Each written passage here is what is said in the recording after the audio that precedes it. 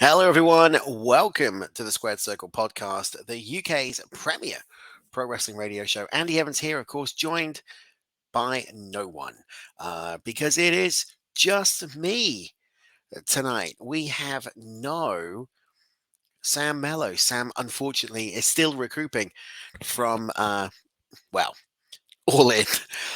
Sam feeling the effects of an evening of professional wrestling. So we're going to go solo show this week. It is just me, but what a week we have given you in terms of content. We kicked it off, of course, with Road Agents. That followed up with the epic, just under 2 hours, all in recap. And now we are back with the All Out and the Payback preview. And if that wasn't enough, you can see it on screen. This Sunday, we will be joined by former Impact World Champion Eddie Edwards, who will be talking all about the UK invasion. So it is a jammed packed show. And if you want to get in contact with us, you can do all of the social medias: Facebook, Instagram, X, Threads, YouTube. It's all TSC Wrestling Pod using the hashtag TSC. Now, I hope you guys are okay. I hope everybody is doing well. You're getting over the all-in blues. You know, you're wanting to go back this weekend. Are you feeling there's a bit of a loss because there's no event taking place in Wembley? Well, don't worry, because we do have two pay-per-views happening this week: WWE Payback and All Elite Wrestling All Out. But before we do that, we really need to go back in time and look at the week in wrestling history.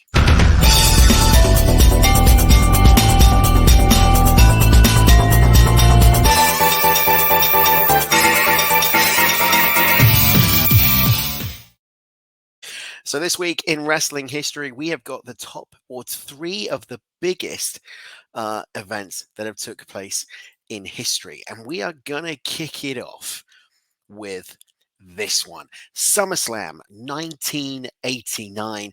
It was the second ever SummerSlam main event, took place in New Jersey, and featured the debut of the American Dream, Dusty Rhodes. Yeah, the common man. Sorry, I'll never do that again. Elsewhere on the card, saw the Ultimate Warrior win the Intercontinental Championship for a second time after beating ravishing Rick Rude with a slight assist from the Hot Rod, Rowdy Roddy Piper. But it was the main event. It was the Macho Man Randy Savage and his tag team partner Zeus, who has just come off the No Holds Barred movie, facing off against the immortal Hulk Hogan and the Barber Brutus the Barber Beefcake. Of course, sensational Sherry is in the main event. You've got all of this shenanigans. You've got the big No Holds Barred premiere that took place a few months earlier. Zeus was meant to be the next big thing, never quite caught on. But there you go. That was SummerSlam 1989. Personally, one of my favorite SummerSlams. I really enjoyed it because there was a cracking opening contest that took place between the Hart Foundation and the Brainbusters, Arn Anderson and Tully Blanchard, which kind of built on SummerSlam 88, which was the Fabulous Rougeaus against the Hart Foundation. So if you haven't checked it out, check it out. Great, great match. Now, it wouldn't be this week in wrestling history without touching on this one, because it was 31 years ago that it took place. It was SummerSlam. August the 29th, 1992 was the first time any WWE pay-per-view had been held outside of North America, and it took place at the old Wembley Stadium right here in the UK in front of just over 80,000 fans. At the time, as we all know, the crowd was the largest legitimate attendance for any professional wrestling event in history. In the main event, England's own British Bulldog Davey Boy Smith won the Intercontinental Championship from his brother-in-law, Bret the Hitman Hart, in quite arguably one of the greatest matches, not only in company history, but in professional wrestling history, and the match that Hart cites as the best of his career. SummerSlam 92 was just phenomenal. And the one thing that I got from all of this from All In this past weekend was talking to people in the crowd and kind of going, "Do you know what? I was here when I was a kid. Like my parents brought me, my dad brought me, my grandfather brought me, and now I'm bringing my own kids to All In 31 years later. There is this legacy. In fact, Lee Tyers, a good buddy of mine and former head honcho here at TSC, he did the same thing. He went to SummerSlam 92 with his dad, and this time he took his son to Wembley Stadium. So I mean, it was magical, it was historical. There were some great matches, of course. We've only touched on those two, but you had the Macho Man Randy Savage defending the WWF Championship against the Ultimate Warrior. Which corner was the Nate Chiboy Ric Flair going to be? I don't know what's going on with me today. I'm not going to do that again.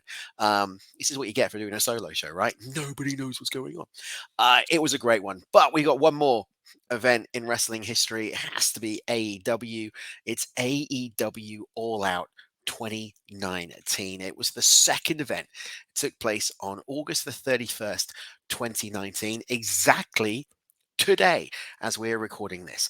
The second AEW pay-per-view All Out came to us from the Sears Center in Chicago, Illinois. On the pre-show, Nyla Rose won a 21-woman casino battle royale to be the number one contender for the Women's World Championship. And the main event saw the Oko, the Demigod, the Painmaker, the Ayatollah of rock and roll, like Chris Jericho, defeat the Hangman Adam Page to become the first ever AEW World Champion, which meant that Jericho will go down as the first person to have held the world title in the WWE, the WCW, and AEW. That was this week in wrestling history. We're going to go to a quick break. When we come back, well, we're going to kick off the event center, this time talking about WWE Payback.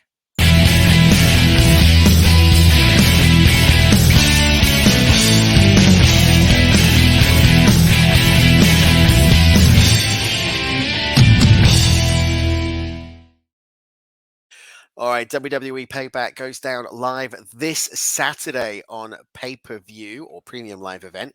You can watch it on the WWE Network internationally, or if you're in the US domestic, you can watch it on Peacock or Rogers in Canada. And while we're talking about Canada, big shout out to our friends at McGuire on wrestling. So what have we got coming up on Payback this week? Well, we've got the predictions. Let's give you an update of where we are in the prediction league. Coming out of All In, both Sam and I are tied on 10 points. Now, that could change over the next 2 days because 2 days, 2-day weekend, two pay-per-views. Anything can happen. Let's kick it off. Let's have a look at the card. We're going to start at the bottom, the steel cage match. Trish Stratus facing off against Becky Lynch.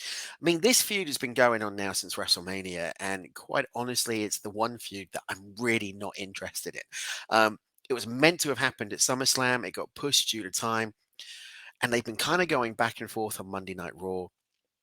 It's a shame because I'm a huge fan of Becky Lynch, and I'm a great admirer of Trish Stratus, the Hall of Famer. But this one just hasn't resonated, and I think, and we're going to talk about this a little bit more throughout the show. I think I'm actually feeling a bit of burnout this week because of All In, and obviously Dynamite, Raw, and everything else, and now going straight back into two pay-per-views. It's like, yeah, it's not grabbing me. However, prediction-wise, both Sam and I have called it a Becky Lynch win. I think that has to happen, and Becky then needs to move on from this feud. But where does she go? Next up, Cody Rhodes will be appearing on the Grayson Waller effect. Intriguing one, this, because Grayson Waller's on SmackDown. Cody Rhodes is obviously on Monday Night Raw. So where are we going with this? Are we expecting anything to happen? Are we expecting an impromptu match?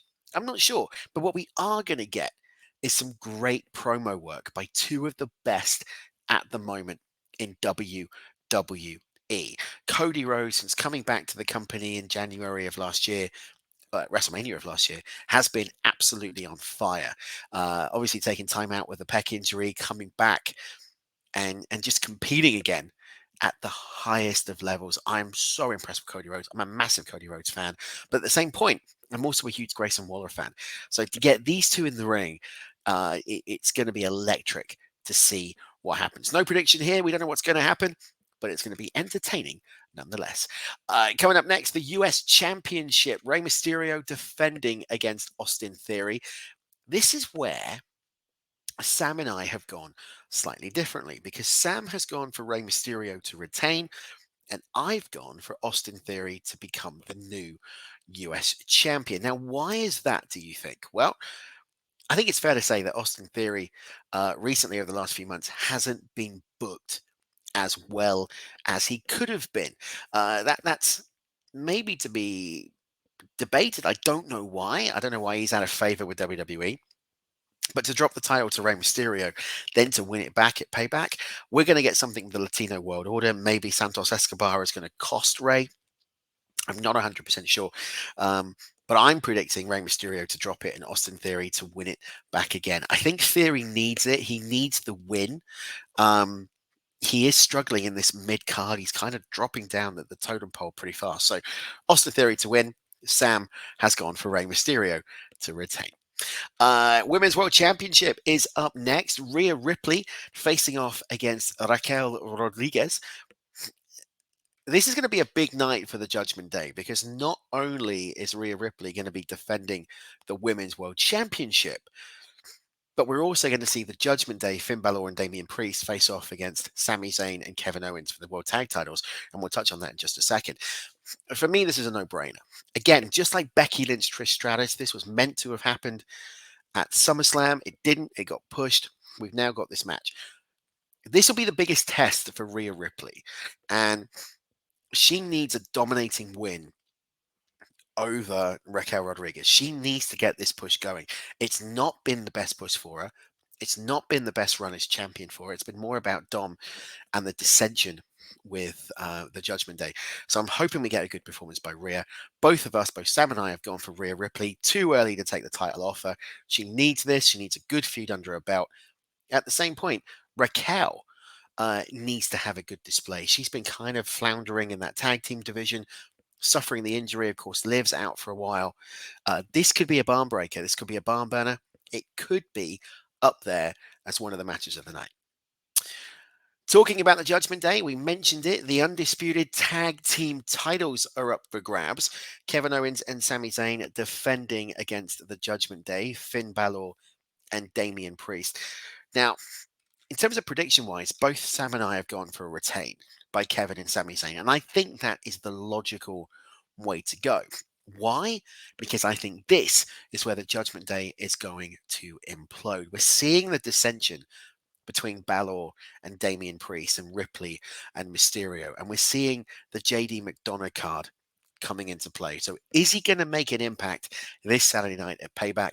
My answer is yes, and we'll look forward to talking about it next week on the show when we cover this and, of course, All Out. So to recap, both of us have gone for a retain by the World Tag Team Champions.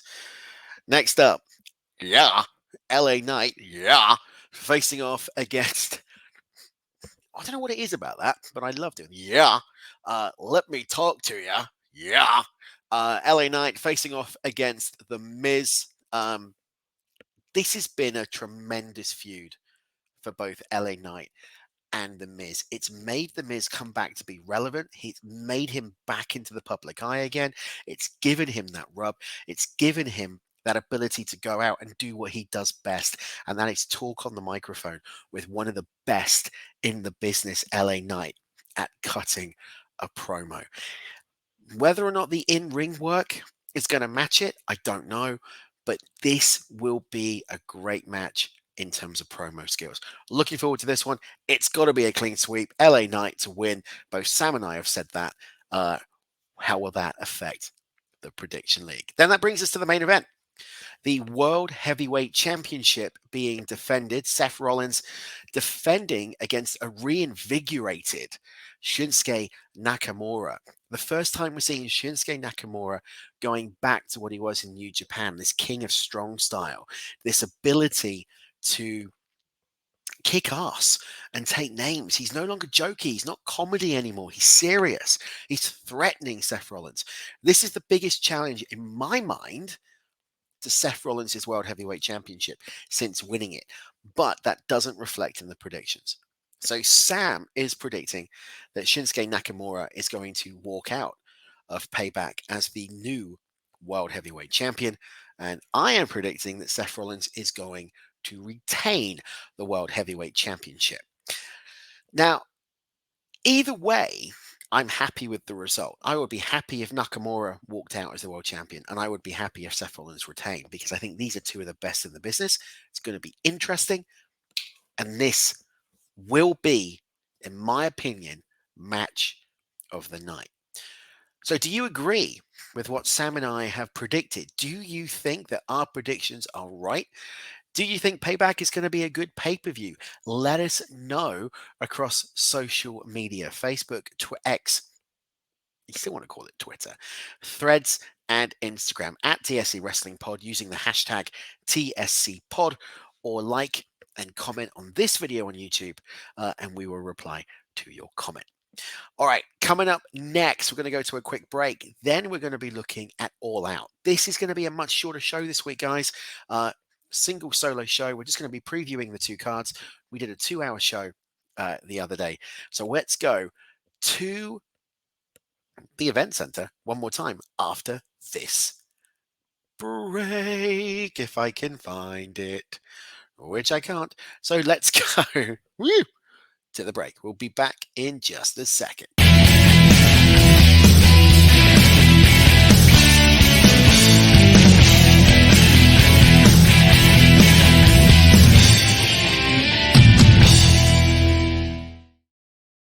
All right, All Out takes place this Sunday night on pay-per-view. You can watch it exclusively internationally on Fight. Domestically, you can watch it on pay-per-view, Sky Italia, the Bleacher Report, or in selected cinemas. I'm going to be honest with you now, because everybody knows that on this show, I am a huge AEW mark. I love the product. I love All Elite Wrestling. I think everything they've done has been absolutely fantastic. And it's just great in-ring action. But I'm burnt out. I am burnt out with All Elite at the moment. The build for All In was last minute. Great matches and great atmosphere, don't get me wrong. Fantastic card. But this has been even worse. And I think the problem with that is the fact that I don't buy in to the pay-per-view. I'm not buying into the matches. Of course, we had the CM Punk Jack Perry incident at All In, which has affected what would have been the main event. We knew Ricky Starks was meant to be facing CM Punk, potentially for the Real World Championship. And this past Wednesday on Dynamite, the rest of the card was put together. We only knew 2 matches: Chris Statlander against Ruby Soho and Darby Allin against Luchasaurus for the TNT title. So has it been booked too quick? Do the matches actually mean anything? Well, we're going to touch on that next week on the show. We're going to be debating that exact topic on Road to 5-Star. But let me know what you think across social media. Has Tony Khan not booked All In well? Is it suffering from the All In jet lag? That's what we want to know from all of you, and we will use your comments on the show next week. All right, let's look at the predictions for All In. So, for All Out, sorry. So, just like we did earlier on, Sam has provided me with his predictions, and I have done mine. We're going to kick off at the bottom of the card with a preview for Collision. Now, we are understanding that there is going to be a challenge laid out by Ricky Starks to WWE Hall of Famer, the Dragon Ricky Steamboat, for a strap match. And that is set to happen Sunday night at All Out in Chicago. Now, that will be Ricky the Dragon Steamboat's return to action and debut for All Elite Wrestling. And honestly, I don't know if I can see it going anywhere else. However, Sam has gone for Ricky Steamboat to get the win. I don't think they're going to do that. I don't think they're going to hurt the momentum that Ricky Starks is getting. I'm going to go with Ricky Starks, because I think that if Starks against CM Punk was still happening, you might be seeing that Real World Championship move to Ricky Starks, but we're not going to know, at least for a while. Next up is tag team action.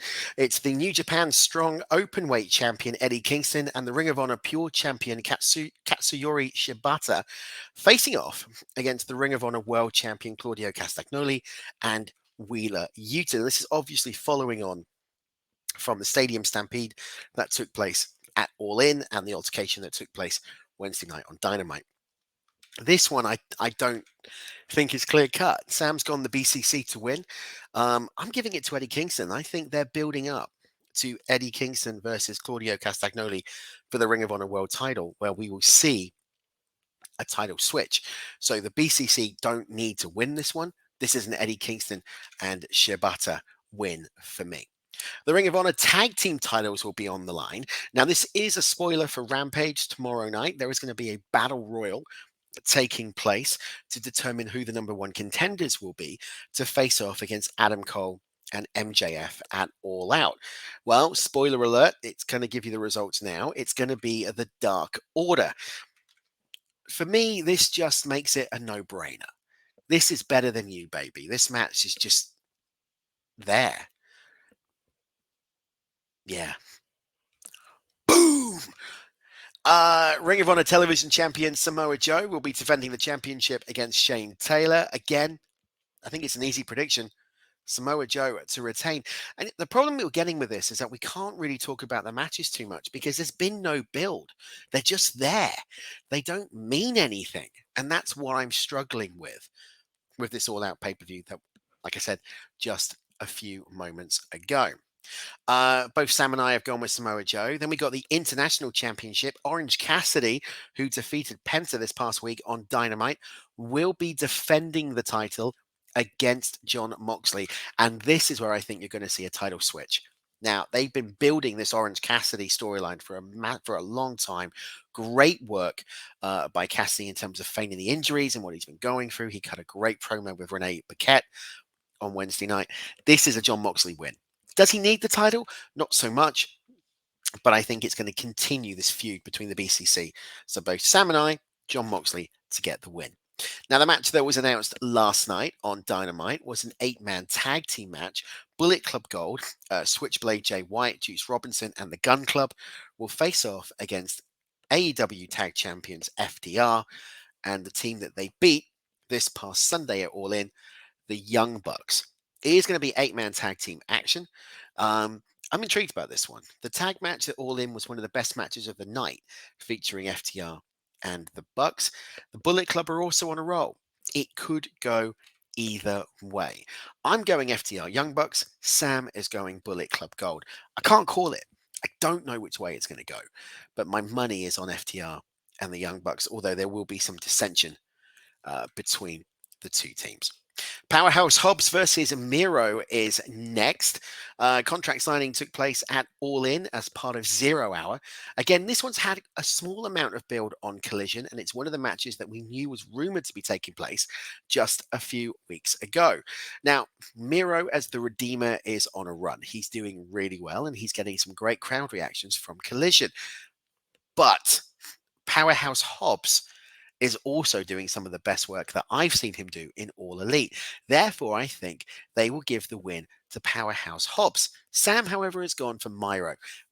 Either way, it's a 50-50 split. I just think Powerhouse Hobbs is going to get it.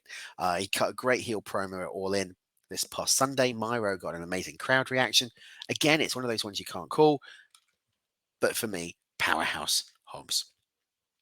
Kenny Omega versus Konosuke Takeshita follows on from All In with that surprising pinfall victory for Takeshita in the 6-man tag between the Golden Elite and the Bullet Club and Takeshita this past Sunday night. Now, this is the match that we've all been waiting for since Double or Nothing, and it's finally happening on a one-on-one. I got to admit, I'm slightly envious of the crowd in Chicago because I wish we would have had that match at All In. Or the opportunity to have Kenny Omega in a singles one-on-one. Nevertheless, this will be match of the night, and I think it's fair to say it's a Kenny Omega win. They did the old-fashioned, the opponent goes over, the face is going to win on the pay-per-view. the AEW TBS Women's Championship is up next. Chris Statlander facing off against Ruby Soho. Again, Sam and I are split. Statlander for me, Soho for him. It makes sense for Soho because you've got Soraya as the new women's champion. You have Soho as the TBS women's champion. And then you've got this new character of Tony Storm slowly going insane in the background. You've got some opportunities for some great matches here. So I kind of hope Soho does it. but I think it's too early to take the title of Statlander. And I'm also thinking that Tony Storm will get involved in this match on Sunday at All Out. Then the main event, or what we think will be the main event, the AEW TNT Championship, Darby Allin facing off against Luchasaurus with Christian Cage in his corner. This is a no-brainer. This is Darby Allin walking out of Chicago, the AEW TNT champion, and bringing some lineage back, some prestige back to that champion. And Sam agrees with that prediction. All right, that is it for us this week. Thank you for joining us. It's been a very different type of show. Solo ones are always slightly unique, but I'd like to know what you think of both Payback and All Out, or anything that we've covered on the shows this week, from All In, Dynamite, Collision, Raw, whatever. Hit us up on socials: Facebook, X, Instagram, and Threads at TSC Wrestling Pod. Like and comment on this video or any of our videos and get the conversation going. Also want to give a big shout out to Mike McGuire and Hooked on, and Mike McGuire's on Wrestling. Great podcast there. You can hear questions to Dave Meltzer from this past Sunday, including one from Lee and one from Sam. All right, guys, until next week, we will be back with the normal two-man format. My name's Andy Evans. I will see you very soon. Until then, take care. So long for now. See you at the matches.